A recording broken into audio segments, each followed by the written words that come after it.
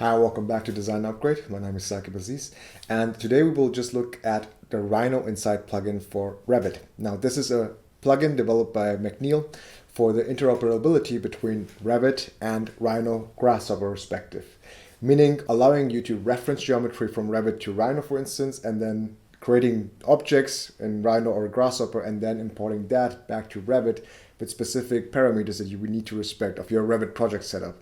And this is going to be a very small and very brief example just to give you a kickstart. We will take the template geometry that is given in Revit. We will take the roof and just create kind of a PV system on that in Rhino and Grasshopper.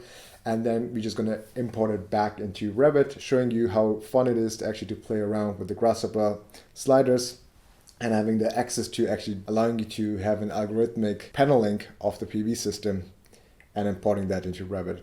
Now, the first thing we need to do is to install all the necessary plugins and have the necessary versions of both Revit and Rhino. This is something I will show you in the next one, and then we will just dive in and have a hands-on exercise together, very fast and hopefully fun way. So let's get started.